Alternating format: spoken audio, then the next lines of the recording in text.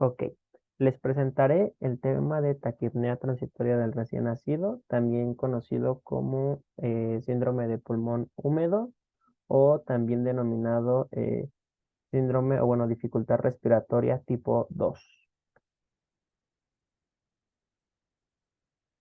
Vamos a comenzar definiéndola. Eh, Esto hace referencia a una enfermedad no infecciosa. Se considera una afección respiratoria que afecta a neonatos a término principalmente, o sea, de 38 semanas de gestación. Sin embargo, pues también se considera que es una enfermedad que afecta a neonatos eh, pretérmino, eh, neonatos de pretérmino tardío, o sea, menores de 37 semanas de gestación, y se va a caracterizar por una respiración rápida y superficial que puede durar hasta 72 horas después del nacimiento. Se considera una afección benigna, una afección autolimitada y aparece posterior a las 6 horas de nacimiento. Y como ya mencioné, se considera que pues dure hasta las 72 horas de nacimiento. Posterior a esto, pues hay que considerar algunos otros diagnósticos diferenciales y bueno, no requiere tratamiento más que en algunos casos, y esto ya lo veremos más adelante en tratamiento, en qué pacientes es necesario se les administre oxígeno o algunas otras medidas. Se considera que es la principal causa de dificultad respiratoria neonatal. Se cuantifica que hasta el 40% de los ingresos a unidad de cuidados intensivos neonatales son debidos a esta patología respiratoria. ¿Qué es lo que la causa o cuál es su etiología? Bueno, se debe a la retención de líquido pulmonar con atrapamiento secundario de aire. Y pues como lo podemos observar aquí en este zoom de este pulmón, estamos observando un alveolo en donde pues se encuentra concentrado líquido. Básicamente es líquido pulmonar fetal y se da pues a una inmovilización inadecuada de este líquido pulmonar fetal al momento del nacimiento. Básicamente se considera una inadecuada adaptación de la vida intrauterina a el paso a la vida extrauterina. Eh, para poder entender la fisiopatología, primero hay que entender eh, qué es lo normal, cuál es el mecanismo de eliminación de este líquido pulmonar. Esta eliminación se da por diferentes mecanismos. Yo les voy a hablar de tres o los tres que están o que predominan en la literatura. El primero es debido al incremento de catecolaminas maternas durante el trabajo de parto. Este trabajo de parto es muy importante. Más adelante veremos que un factor de riesgo es neonatos que nacieron producto de una cesárea y que no se sometieron al estrés del parto vía vaginal. Esto, pues, como les mencionó, el trabajo de parto lo que conlleva es a un incremento de catecolaminas maternas. Estas catecolaminas maternas lo que van a hacer es un cambio funcional de un canal de sodio epitelial que se encuentra en los pulmones. Para observar estos canales, se los voy a mostrar en la siguiente diapositiva, pero bueno, estos canales de sodio epiteliales que se encuentran en los alvéolos también son conocidos como ENaC y su función es absorber sodio y con ello, recordemos que el sodio jala agua, por lo tanto, también va a jalar líquido pulmonar hacia el intersticio de, eh, de en el caso de la vida uterina, va a jalar agua hacia los alvéolos, hacia la luz del alvéolo.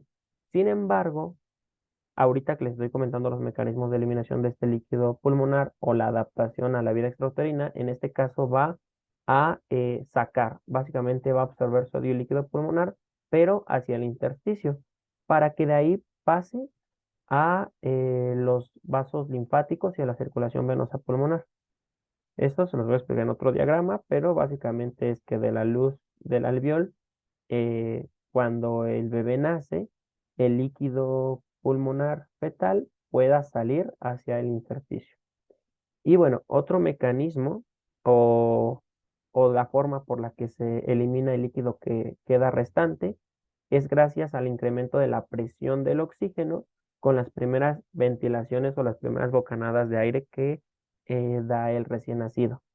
Esto debido a que induce una vasodilatación capilar. Recordemos que aquí está la membrana alveolo capilar, el alveolo, y los capilares en la periferia. Entonces, el incremento de presión gracias a la entrada del oxígeno por las primeras bocanadas del recién nacido van a inducir una vasodilatación de los capilares, lo que va a permitir el paso de líquido del interior del alveol al espacio vascular. Esto por diferencia de gradientes, o bueno, sí, gradientes de concentración de presión. Eh, otro, eh, otro mecanismo y el cual justifica el que un nacimiento por cesárea sea un factor de riesgo es que durante el trabajo de parto vía vaginal, los movimientos que el feto lleva a cabo, eh, como la flexión del tórax, promueven a la expulsión del líquido pulmonar fetal. El bebito al ir saliendo por el canal de parto, lo que hace es una compresión del tórax, aumento de la presión abdominal y con esto aumento de la presión del diafragma, lo cual pues va a promover la expulsión del líquido. Entonces esos fueron los mecanismos de eliminación. ¿Qué es lo que ocurre o por qué es que se alteran estos mecanismos? ¿Cuál es la fisiopatología de de la taquipnea transitoria del recién nacido, del neonato?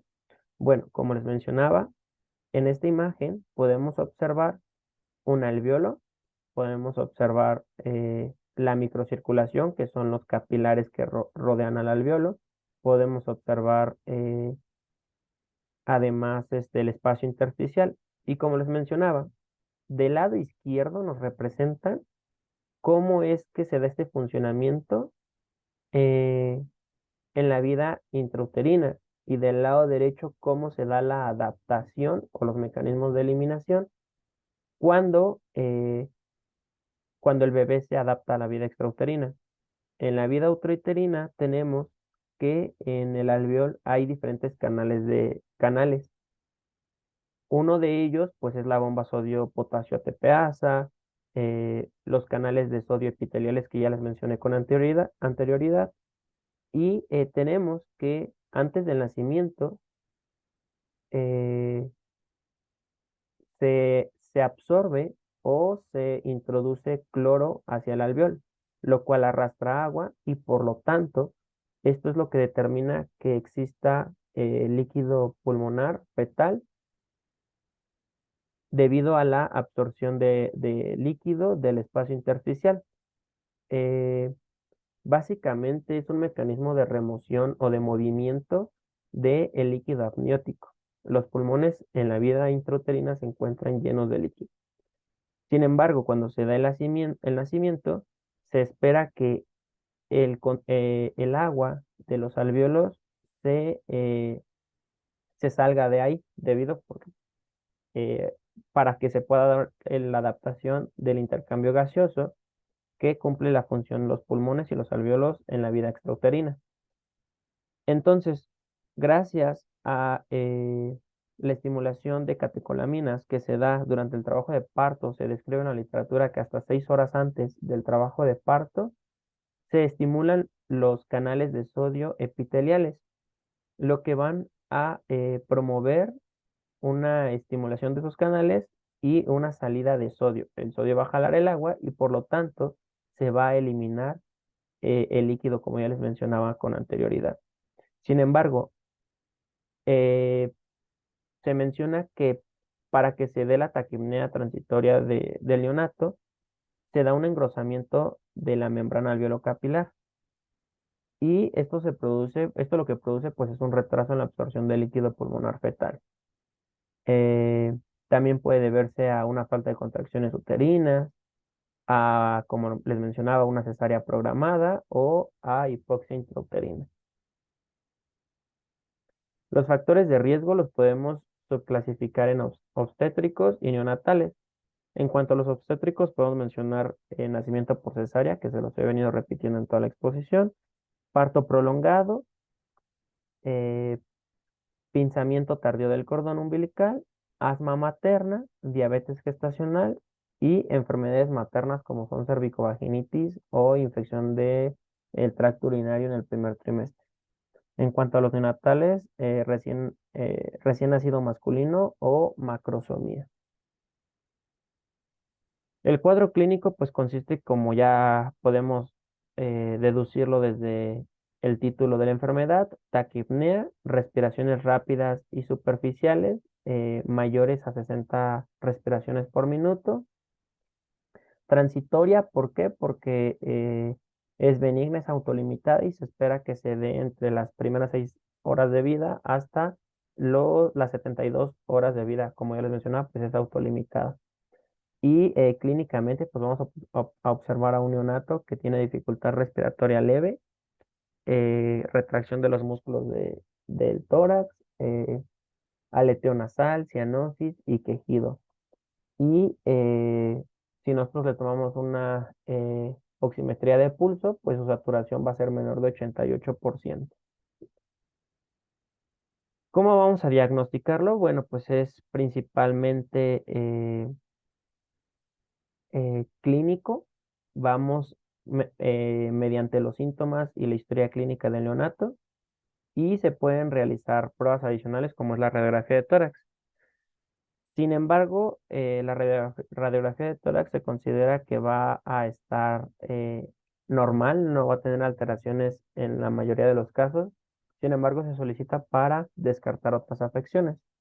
En el caso de que sí exista alteración o algún patrón característico de esta enfermedad en la radiografía, lo que vamos a poder observar es atrapamiento aéreo, diafragmas aplanados, aumento de la trama vascular que va a dar algo característico que se denomina corazón peludo, esto debido al aumento de la trama vascular, y puede haber presencia de derrame pleural y una cardiomegalia leve.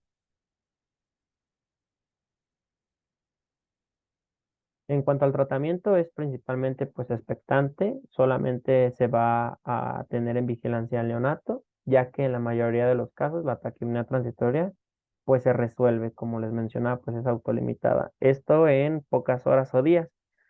Y en algunos casos, pues ya les adelantaba que se puede dar oxígeno suplementario o realizar una terapia respiratoria. En casos de que aumente la dificultad respiratoria, se puede administrar presión a la vía aérea para mejorar el volumen pulmonar residual, que es pues básicamente el CPAP nasal con FiO2 al 40 o al 60%. Esta, esta terapia con eh,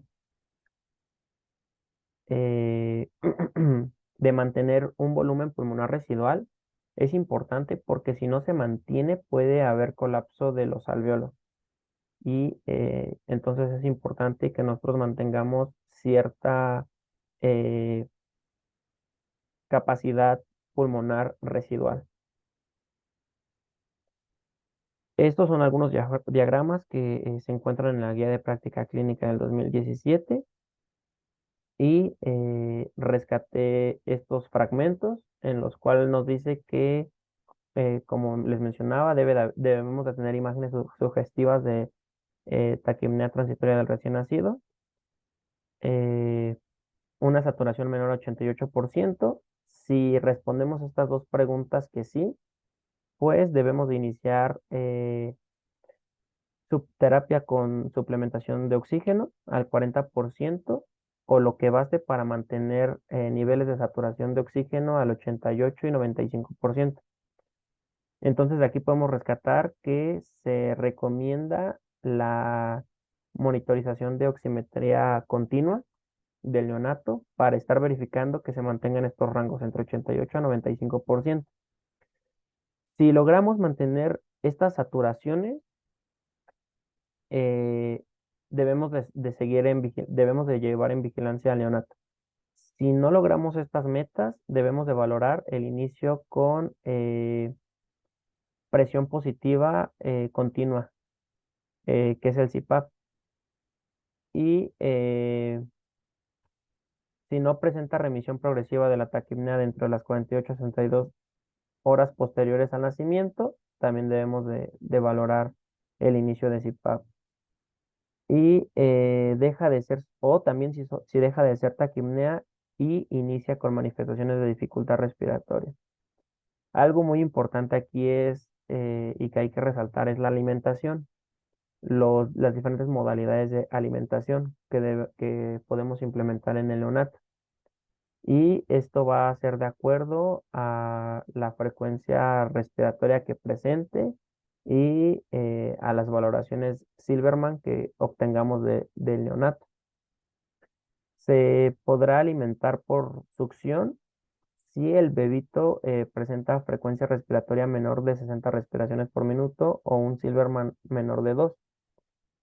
La succión debe de suspenderse si el recién nacido presenta dificultad respiratoria o si su medición de oxígeno es menor a 80%. Se debe de valorar la alimentación mediante sonda orogástrica si le presenta respiración, una frecuencia respiratoria entre 60 y 80 o un Silverman menor de 2 o si es un recién nacido que al alimentarlo por succión presenta cianosis, aumento de la puntuación de Silverman, baja en la saturación de oxígeno, la cual se recupera al suspender la succión. Y se debe de dejar en ayuno al recién nacido si cuando lo alimentamos con sonda orogástrica presenta frecuencia respiratoria mayor a 80 respiraciones por minuto, cianosis, manifestaciones de dificultad respiratoria o saturaciones de oxígeno bajas. Y la sonda orogástrica se suspenderá cuando pase a la condición inmediata anterior. Y debemos de valorar el ayuno en los casos en que el recién nacido presente frecuencias respiratorias mayores a 80 o una valoración de Silverman mayor a 3. Y el ayuno se suspende cuando pase la condición inmediata anterior. Entonces, pues esto de la alimentación puede ser algo dinámico.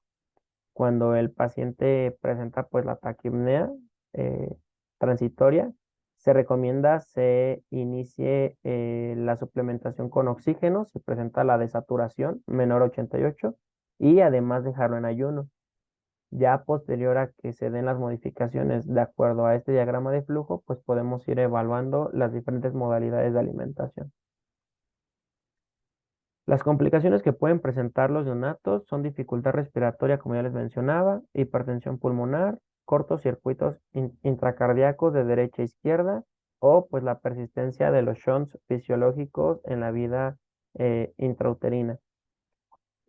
En cuanto a la prevención, pues se recomienda un parto vaginal a término y evitar una cesárea programada sin indicación médica. Eh, la Asociación Americana de Obstetricia recomienda que la cesárea electiva debe de ser posterior a las 38 semanas o que se debe de dejar que se inicie el parto de forma espontánea, el trabajo de parto de forma espontánea. Como conclusión, pues tenemos que la taquipnea transitoria del recién nacido es una afección respiratoria común en neonatos a término y pretérmino terminal y suele ser una enfermedad autolimitada que puede requerir tratamiento en algunos casos. La identificación temprana y el manejo clínico adecuado son fundamentales para prevenir complicaciones y garantizar una recuperación completa. Gracias por su atención.